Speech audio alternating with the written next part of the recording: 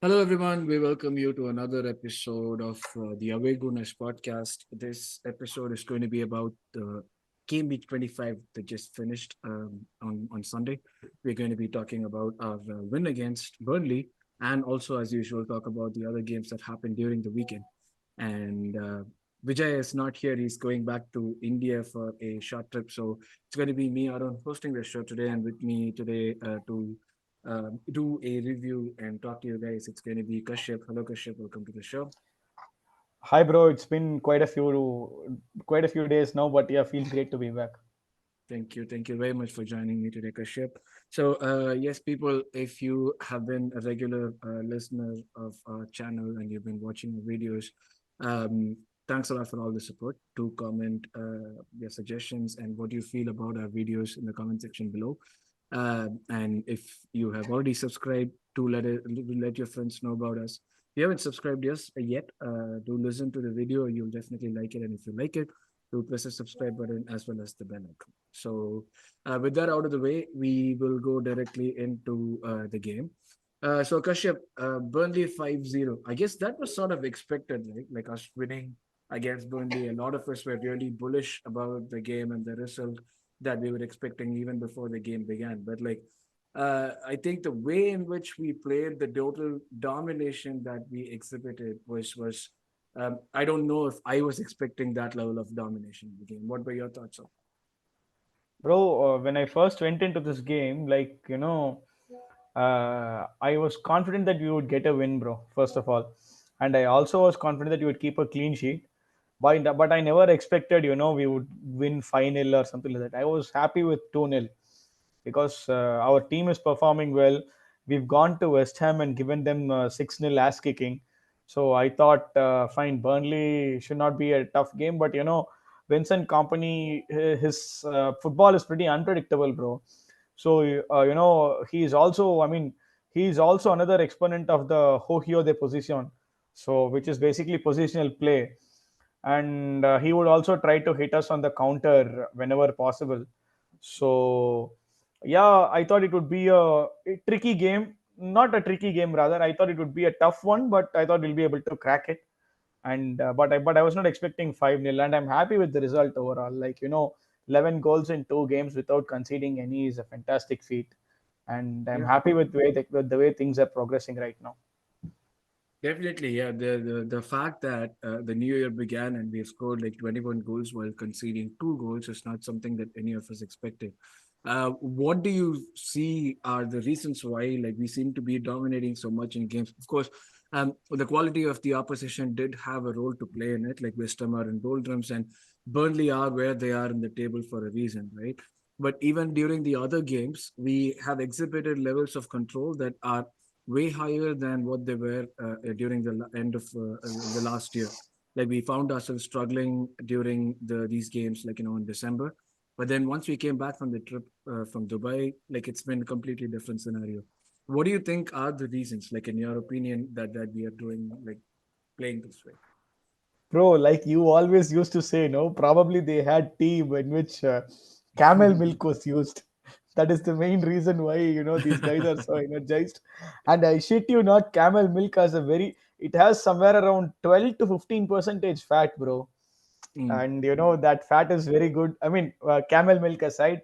No, bro, I felt that, when the boys returned from Burnley, they were very rejuvenized.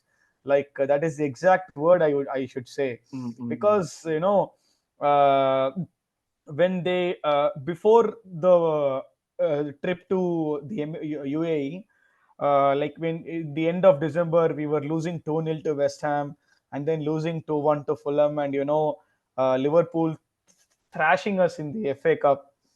So I mean, the boys were visibly very tired. mm, mm. So after that trip to Dubai, where and as much as I would hate to believe it, but it is true, bro. Family plays a very important role, and you need some off time. And when you take your families along with you and get some time off, and get to kick back a little and relax, and then come back stronger, that really helps a lot going into the business end of the tournament. I mean, we are competing on two fronts right now. Hopefully, we can go as far as we can in both of those fronts. So for that, preparation is a very important part of it, and we need to have that. We need to have those energy levels, and hopefully for the March, April, May run of games. Hopefully, we have a fully fit squad, and we are good enough to contend for both trophies. That's it. Yeah, hopefully. Yeah, I mean, like they say, it's not more about like finishing well than starting well and then losing steam. We seem to be hitting our stride at the right time in the season. So, the next 13 games, like the way in which the season is going right now, with like three teams being at the top, and we know the quality of the other two teams that we are competing with. We have enough historical evidence to know that these guys are going to be relentless, and they've been there and done that. So the Yes. pressure, honestly, if we are in a race right now, is going to be more on us than on those two guys, given that they have the experience of knowing what to do in current situations like that. And that's where, like, each of these games is going to be like sort of a final for us. If we want to win the title, then we need to go on, like, win all the remaining 13 games that we have, while hoping that those guys drop some point too. So that would be like, the way to go forward. So when we talk about the game in itself, I don't think the goals that we scored or the expectations in terms of the goals was like really a big surprise. Like I mentioned earlier, Burnley are where they are for a reason. They did play well for the first 10-15 minutes. They tried to press us, but then like we got out Yes. of the press easily, and then we were able to get through to what we had to do. Now, one of the most important things, if you had noticed during this run that we are having right now, is the fact that, like, of course, we spoke about it during the last week as well. The fact that Ben White is inverting from the other side, which is like taking the pressure off Kivior and making him trying to do something that he is not adept at, and like in turn exposes himself as well as the rest of the backline. So what I'm getting at is the fact that we are winning these games comfortably while exhibiting a lot more control, while players like Zinchenko or Jesus, who are supposed to be like the ones who provide us with this control, are not present in the team. It's actually a very good headache to have. But as we are progressing towards the next iterations of the squad and next iterations of what this club and the team are trying to achieve, do you think we are nearing the stage where like these guys like Jesus or Zinchenko or even Party, we've gone like almost an entire season without Party playing. So the guys that we thought were indispensable for the team don't seem to be as critically required anymore. Do you feel the same way? Do you feel like it's all pointing towards sort of like someone like a Zinchenko being more of a squad player rather than a nailed on starter, or like even like linked with a move away from the club? Again, it's not like an attack on the abilities of players like Zinchenko or Jesus, but it's more like where we are progressing and what are we heading to as a squad, what we want to achieve. So, do you see that happening right now? Bro, there are two parts of this question. The first part is that is this a tactical evolution where we overhaul the necessity of Zinchenko and Jesus playing? Yes, there has to be a tactical evolution, and it comes for every team who is operating under a particular manager. Every manager has to evolve himself tactically, and he has to change his gameplay, because at some point or the other, they would get found out. The most classic example I would cite is, I've not seen that live, but I've read a lot about it, is when Brendan Rodgers was manager of Liverpool. Like in one season, he finished second or something, and in the very next season, he got found out, and Liverpool were they sacked him, Mm. and it was like that, bro. I mean, because Brendan Rodgers was not willing to change his play style, was not willing to evolve, was not willing to adapt to a new philosophy, and he got found out, and then Klopp came in after Brendan Rodgers, if I'm not wrong. So it happens to every team, bro, and for every manager who does not want to evolve his philosophy even Mourinho for that matter. Mourinho's philosophy has become outdated right now, and he's got sacked by Roma as well. I mean, no attack on Mourinho or his credentials, but I mean, the game has changed a lot, bro, from then to now. So you will have to, who were previously indispensable players will on a later date surely and slowly but surely will become part of the bench, and then will be, I won't say sent out of the club, but will be, uh, given the uh, given the option to pursue their career somewhere else. So that is one part of it. And the second part of it, how I would want to answer this is, for example, we have Thomas Partey, who sits on the bench or he's not available for. It's been 25 game weeks and he's played what, 2 3 games. I mean, that is 3 out of 25 is not even 15%. For 85% of the season, you are not available, and you are not available for 85% of the season, and you are earning 200K a week. Is that a luxury we can afford right now? Definitely no. So maybe, Mm, maybe we can afford this luxury if we would have, say, maybe one a PL or maybe a UCL under our belt. Because if mm, we were generating those revenues and if we were having that prize money with us, we could afford this kind of luxury. But right now, we definitely cannot. mm, So I mean, I personally would, and there is also another edge of talks. There is also another, there's also another round of talks going on that, Smith Rowe will be moved on at the end of the summer. I mean, uh, let me be. I'll tell you my take on this, bro. Smith Rowe earns 40K a week, right? Thomas Partey is earning 200K a week. Elneny is on 75K a week, if I'm not wrong, and we've got Cedric, who's on 95K a week. Elneny will be Right. done anyway, so that's not a problem. Yeah, Elneny is Elneny still is going on a free transfer, mm, and Thomas Partey is on 200K, and we already have Declan Rice who's on 250K, and we've got Jorginho who's on 110K. And to back up for that, if in case we decide to call Sambi Lokonga back from loan from Luton, he would be earning the same 25-30K as well.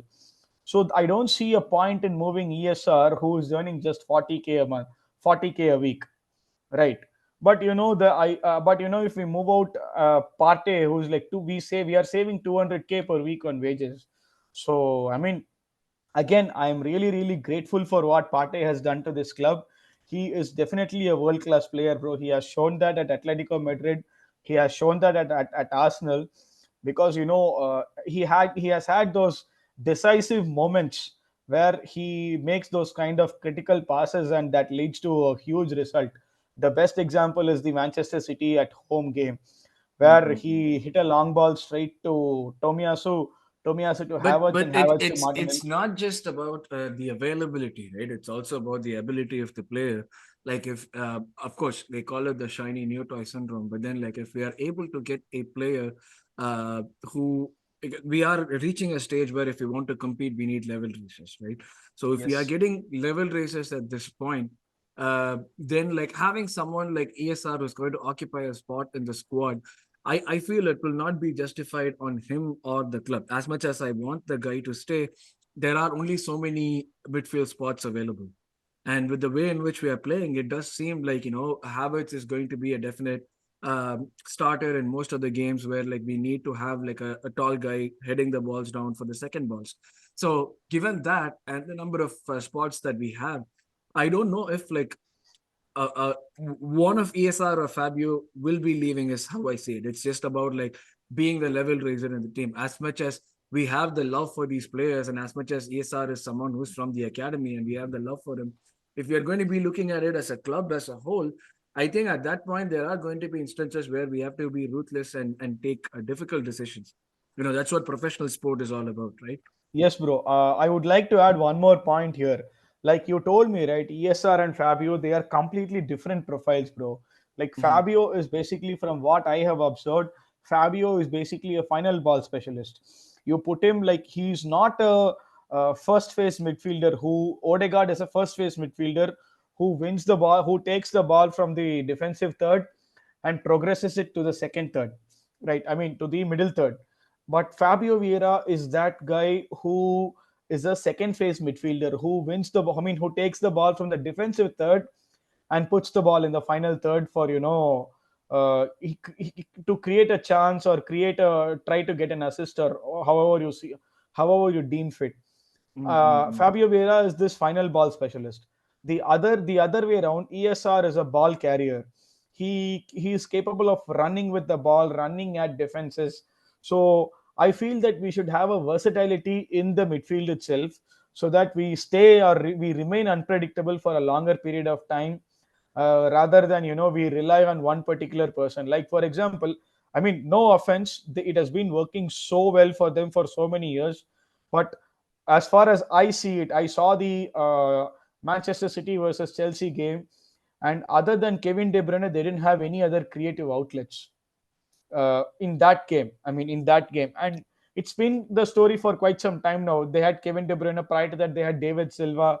So you need you need not just one creative outlet, but you need one, two, three creative outlets where who have different profiles and who bring Is it more something about the different to the table. creative outlet? Sorry to cut you off. Is it more about the creative outlets or the options in terms of how we can score goals? Because like when you're talking about creative outlets, when you're talking about someone like a De Bruyne whose like job is to create goals for these guys and score goals himself. That is one way of doing it. But then he need not be the only person giving you the options to score goals, right? So your wingers can contribute to it, your fullbacks can contribute to it, your other midfielder can also contribute to it when he's rushing to score the goal. So given that, the way in which I see the situation is like we are having Odegaard. We'll be keeping, for in my opinion, one of ESR or Fabio Vieira. We are having Havertz, who's we are yet to see the creative side of Havertz. We have just been noticing like him making those short passes and scoring goals, but we are not like seeing what he's capable of doing in terms of passing yet. And we know what he's capable of from his time at Leverkusen. So these are three options, which just leaves us like with one other option, which we are being heavily linked with is Zubimendi. So given that, I don't know if we'll be going for more midfielders. Given that, like when Party does leave, we are also going to be needing another defensive midfielder, with Jorginho moving it to the third choice, and that's where I feel like one of ESR or Vieira is going to leave. Also, the fact that we are looking for a winger means that the possibility of ESR playing in the wings is also reduced, and we are going to be like probably moving on from Nelson and Eddie as well, given that we are looking at wingers and strikers in that position. So that's where I feel like it's the right time for us to get the right players and move on. The last question I have on this is like someone like a Sambi Lokonga. Everyone's talking about like a fantastic game that he had, and also like Klopp is like had like spoken about him in very very with high regard. Do you think he has a future at Arsenal, or it would be more prudent for us to cash in right now on the hype and like invest that money on someone that we know is at a higher level than Lokonga right now? Bro, to be honest, there is only one answer to this question, and only time will tell, bro. Because Klopp is not wrong with his predictions. He told that Martinelli is a generational talent, and Martinelli has been playing well since he said that, and he loves scoring against Liverpool, and he loves scoring particularly against Klopp.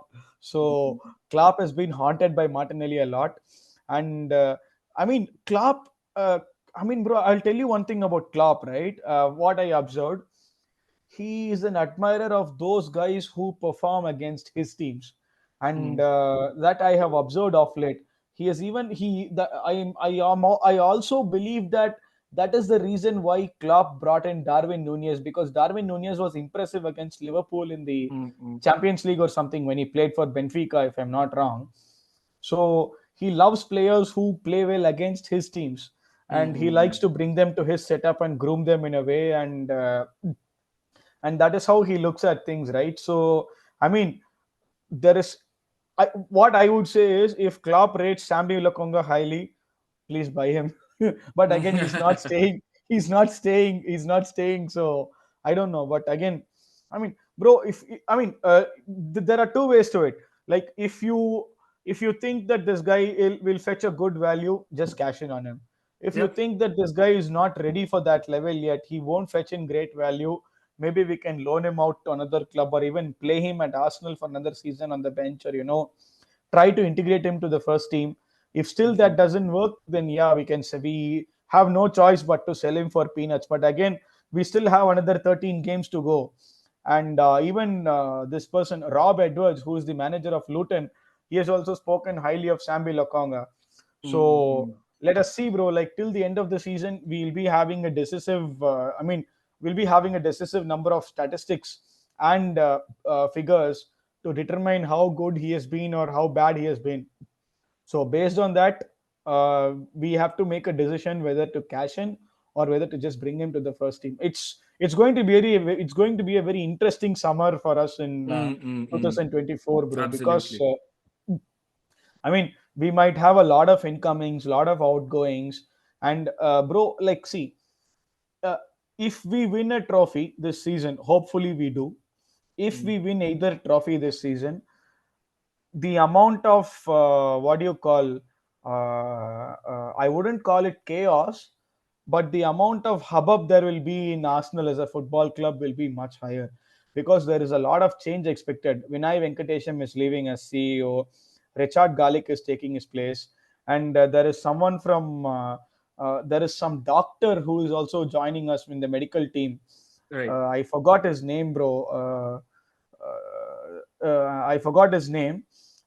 He's also joining us from some other club, I guess, from Crystal Mm-mm. Palace or somewhere. Crystal Palace His or name West is Ham, I think. West Ham. Yeah, his name is some London-based club only. Yeah. Sorry, sorry. Uh, he's joining us from Crystal Palace or West Ham. He's some Khan or something. I don't remember his name. Mm-mm. So we'll have we'll have a major reshuffle in this transfer window. It's going to be very interesting for us more than other clubs. But yes, bro, in this window I see a lot of activity happening, and whether it's good or bad, only time will tell. But yes, this transfer window is going to be very busy for us. And going into the transfer window, hopefully, if we are there with a trophy, the choices that we have to make will be even more difficult for us, because True. we'll be having a better headache. I mean, it's a good headache to have. Uh, but again, if we don't have a trophy by the end of the summer, and again, uh, you'll have to go from scratch again, from zero again. So I mean, how well are we prepared to go from zero again will be a major question. We won't have to So go from zero again, because like we already, it's not like we are going to build things from scratch. We already have like a good blueprint.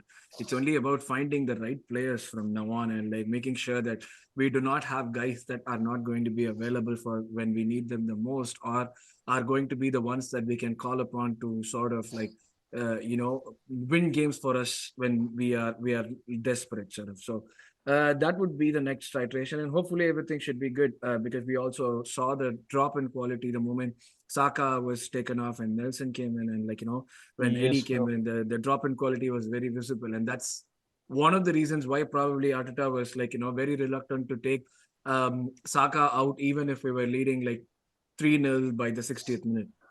We as fans always want him to do that, but as a manager, he knows the game situations, and he knows like what could possibly go wrong, and he should be prepared for that. So we learn something new every day. We learn something new every day, and that's what football is all Yes, about. bro. So And I mean, one more thing that I would want to add here is, uh, come June and Arteta would be in the final year of his contract. So if we have a trophy by the time we reach June, we would definitely be extending his contract. It's a no-brainer. But if we don't have a trophy, then then the management, that is Edu and the board, will have another headache, thinking, do we should we have to extend Arteta's contract or not? That will be another question that will pop in our management's mind. So hopefully that does not pop in, and we return with a trophy this summer. That is all I want, because I want Arteta to stay, and he's done all the hard work, and he deserves a trophy. But it's not going to be given to you, bro. You have to go fight for it and grab it. So hopefully right. the boys show that fight and grab it. Yeah. Right. Yeah. So that's about the Arsenal game, the review of the Arsenal game. So we'll, as usual, do a quick review of the other games that happened during the weekend. Did you have a chance to watch the other games, or I know you were busy over the Yes, bro. weekend? I watched a couple of games. I watched Manchester City versus Chelsea, and I was shamelessly rooting for a Chelsea win. You were not I'm alone very there. You sorry. were, I'm everyone very was sorry doing for that. that. Sorry. Everyone was doing that. You were not alone on that one. Yeah, bro. I was rooting for a Chelsea win, and to be honest, let me tell you, bro, Chelsea had every chance to win that game. Mm. That's how I saw it. They came with a plan. They executed their plan to perfection.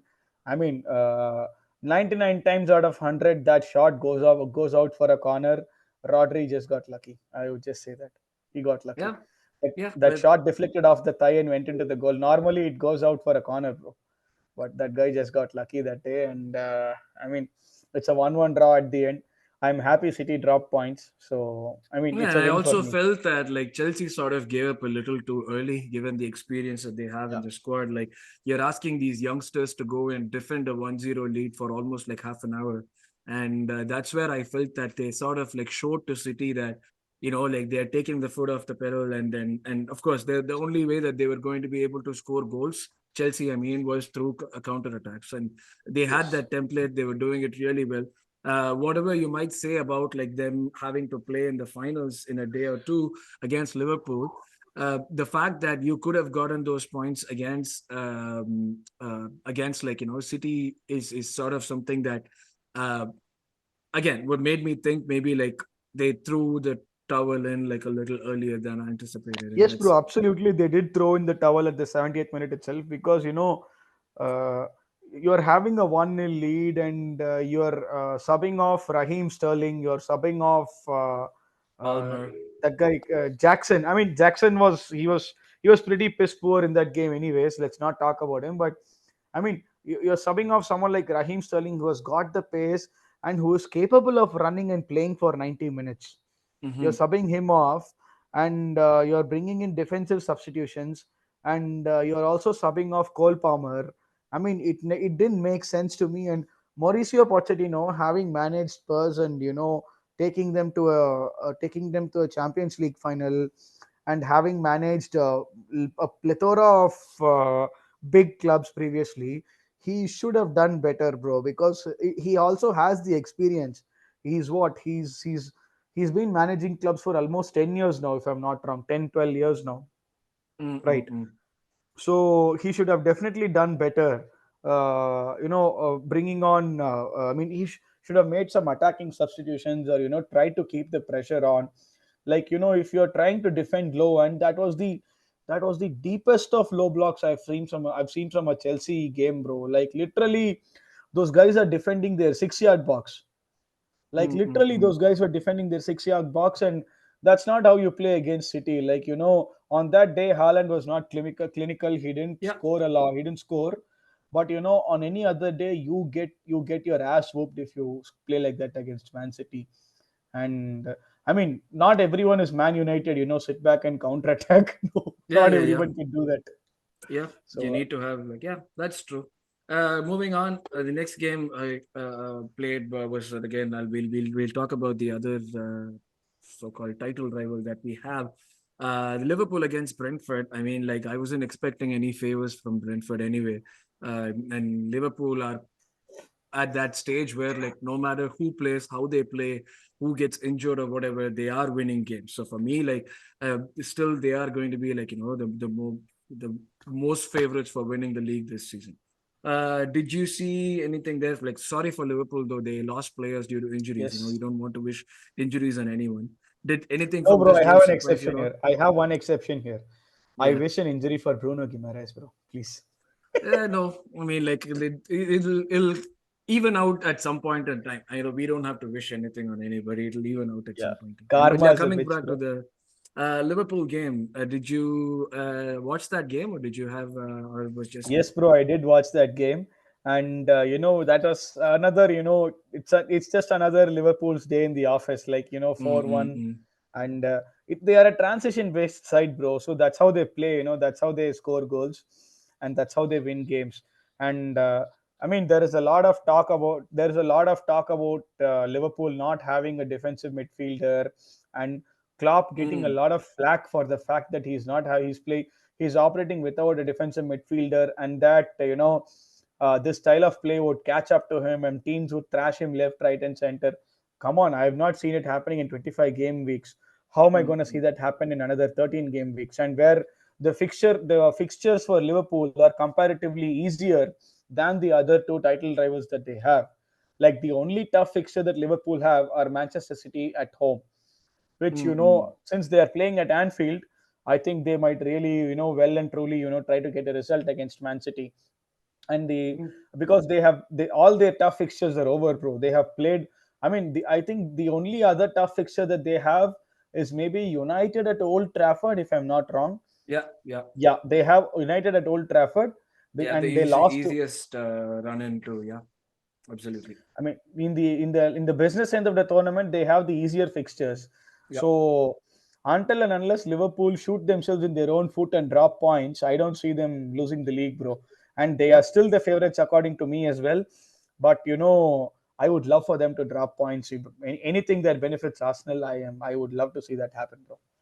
Right. Let's hope that happens. The next one was again like the Luton Town against United. That was a very interesting game.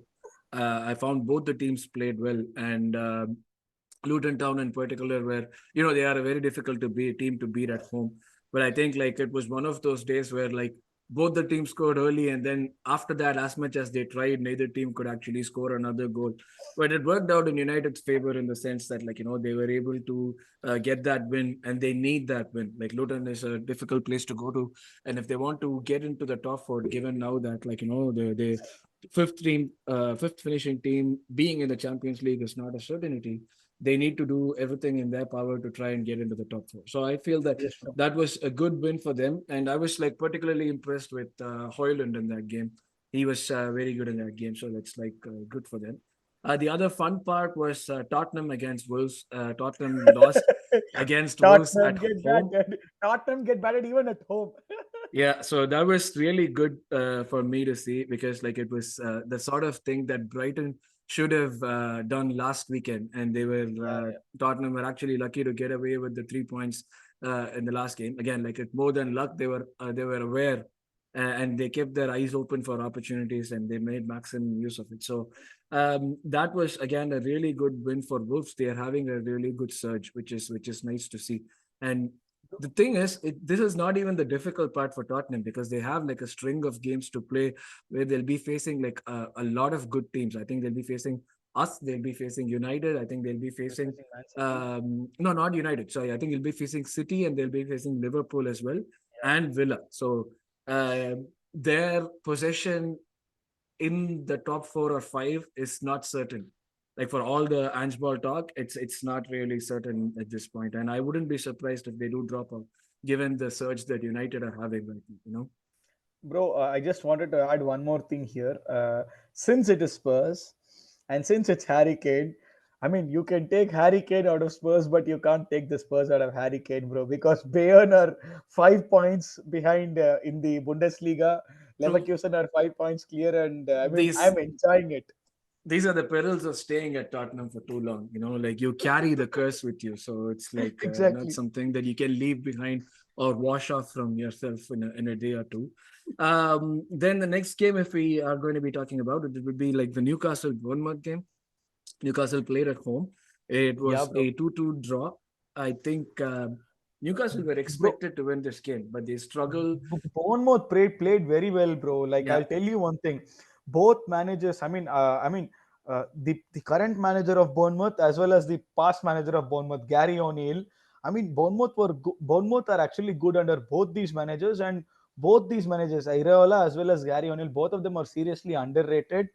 And they deserve their flowers, bro. Like you want Bournemouth, they have so many injuries, and they lack the quality that they used to have, right? Mm-mm-mm. But still, going to Newcastle, they beat Newcastle at home 2-1 or 2-0, if I remember correctly. They beat them 2-1 at home. And going away to Newcastle in that ground is a horrible place to play in, bro, especially if in an away team. Yeah, yeah, So yeah. going there and getting a point is, I mean, they were leading 2-1 actually. They were leading Mm-mm. 2-1, and Mm-mm-mm. Newcastle scored the second goal in the 85th or something minute. I don't remember. Callum Wilson or someone scored that goal, and they equalized. Or else Bournemouth were very well on course to win that game, and I mean, Areola deserves his flowers, bro. Like Mm, seriously, mm, he's mm. been damn good this season. I enjoy. I sometimes watch. I sometimes watch Bournemouth's games because after Arsenal, I like Bournemouth a lot. Mm, mm, mm. So I mean, I enjoy their football as well. And yeah, Yeah, that's it. let's hope they finish well. I also like watching Bournemouth well. Let's hope they finish well. Fulham, Aston Villa. I think like it was an easy win for Villa. I don't think Fulham were going to pose any challenge for them. Villa, the form that they are in right now. Um, I mean, like it's only the big games that Emery falters in. It's not the smaller away games. And Watkins is in the form of his life. So I don't think anything else was like sort of expected from that game, and they won comfortably 2-1, which is like sort of like helping them sort of cement their place. They have a healthy 5 point lead from United. Of course, we spoke about Tottenham, and they are going to falter. So Villa would Villa or United would be my choice for the fourth spot for last Premier League Champions League spot. If we look at the other games, there were like a couple of other games. I think Sheffield Brighton. I mean, like anybody can beat That Sheffield right was now, so it's it's a never no even brainer, bro. no brainer. 0-5 win for them. West Ham again. I wasn't thinking that they would lose against Nottingham Forest, but they lost against Nottingham Forest. Many people were actually betting on West Ham not getting even a single point out of their five fixtures after Arsenal. And I was wondering, like, why are people saying this? But it seems like that's going to be a possibility. Yeah, bro. Um, I mean, it's a huge mental block. You concede six at home, yeah, and your fans are walking out of the stadium, and they don't want to see you play anymore. Your star player is now playing and shining well against for another team, and he scores a goal, and he scores an absolute banger in your own home ground. I mean, that's a huge mental block, and it's a huge dent in the confidence of the West Ham players as well as the manager. And I've also seen a lot of news that the West Ham fans are now calling for David Moyes' head. They yeah, want yeah, him yeah. sacked. Yeah, let's see. Let's see how that goes. The last game was a dull draw between Everton and Crystal Palace. I don't think anyone was paying Bro, I saw any that attention game to it. last night. I was traveling by train. Oh my god, it was an absolute snooze fest, bro. Like Yeah, that. yeah, yeah, yeah. And no wonder they are where Boring. they are. So it showed in the game. So yeah, that is our show for today, folks. So like if you have again any comments or any suggestions, do let us know in the YouTube comment section. And if you like the show, please press the subscribe button and the bell icon as well to get regular notifications, and do inform your friends about the show. So we'll meet you again in another episode right after the next game week. Thanks a lot for joining me today, Kashyap. Thank you very much.